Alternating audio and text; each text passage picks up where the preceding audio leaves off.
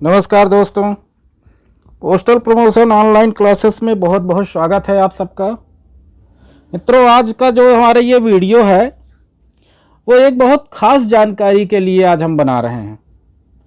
हमारे बहुत से दोस्त भाई बहन ये पूछ चुके हैं कि सर नोटिफिकेशन कब तक में आएगा, एग्ज़ाम कब तक में होंगे, उसके हिसाब से कैसे तैयारी करें। तो उन सब के लिए आज उनके कन्फ्यूज़न को हम दूर करने के लिए आइए 5 मिनट 2-4 मिनट का एक वीडियो आप देख लीजिए, आपके समझ में पूरा आ जाएगा। तो सबसे पहले हम आपके जानकारी के लिए बता दें कि जो LDCE 2025 का जो सिलेबस है वो रिवाइज्ड सिलेबस ही रहेगा।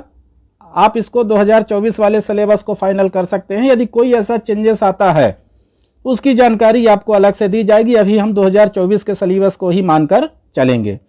उसका वीडियो हमारे YouTube चैनल में पोस्टल प्रमोशन ऑनलाइन क्लासेस में आप जाके सिलेबस वाले प्लेलिस्ट में आप देख सकते हैं, वहाँ पे उसका वीडियो डला हुआ है। इसमें क्या होता है कि बेसिकली जो हमारे 3 तरह के एग्ज़ाम हैं, कौन कौन से, PASA का हो गया, पोस्टमैन मेल गार्ड का हो गया और MTS का हो गया। तो सबसे पहले तो हम चर्चा करेंगे PASA की। किसकी चर्चा करेंगे? PASA की।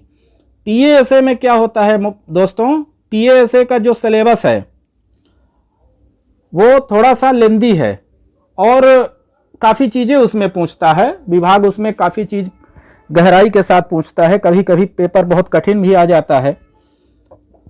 तो इस हिसाब से जो PASA का पेपर होने वाला है, अप्रोक्सीमेट आपको मान के चलिए कि फरवरी या मार्च 2025 में इसका नोटिफिकेशन जारी हो सकता है। PASA की हम बात कर रहे हैं।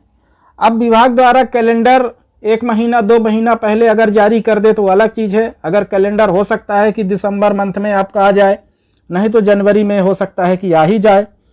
तो इस हिसाब से हम फरवरी मार्च को मानकर चलते हैं। उम्मीद है, 90% उम्मीद है कि इसी टाइम पे आपका नोटिफिकेशन जारी होगा, सभी सर्कल का अलग अलग। तो उस हिसाब से अगर मान लीजिए फरवरी या मार्च में नोटिफिकेशन आता है तो ठीक 1 महीने या 20 दिन बाद आपके एग्ज़ाम्स होते हैं। तो जो आपका एग्ज़ाम का पैटर्न है वो आपका मार्च या अप्रैल में हो सकता है। मार्च या अप्रैल में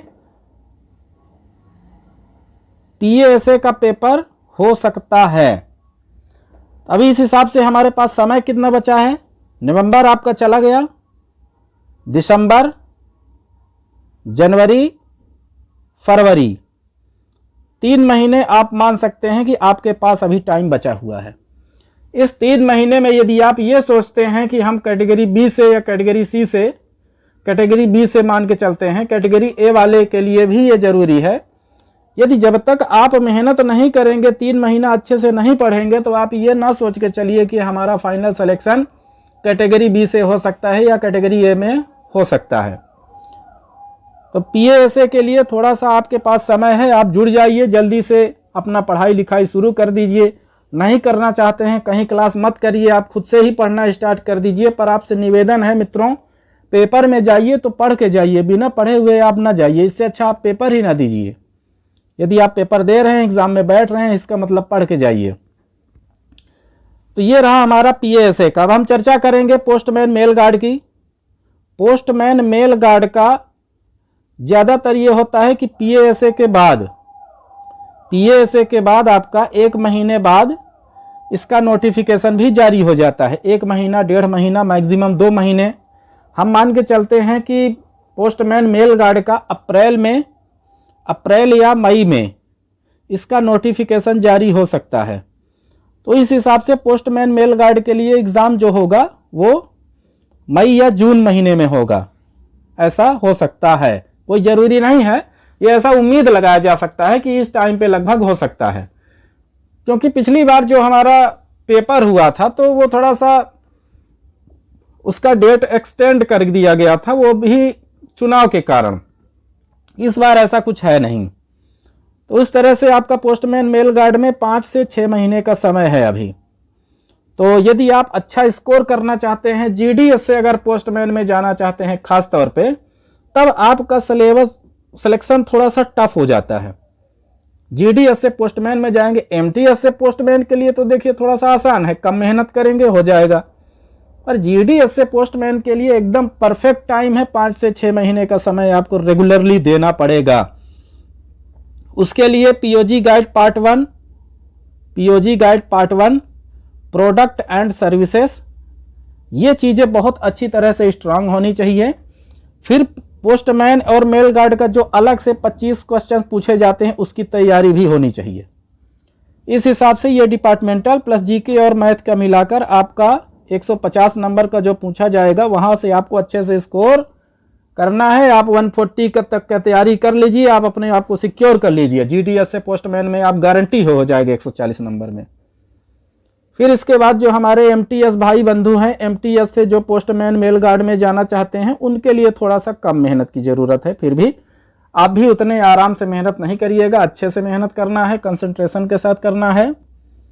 ये हो गया आपका पोस्टमैन मेल गार्ड का। अब एमटीएस की अगर हम चर्चा करें तो एमटीएस का नोटिफिकेशन और पोस्टमैन का नोटिफिकेशन दोनों साथ में आते हैं, दोनों के एग्ज़ाम भी साथ में होते हैं।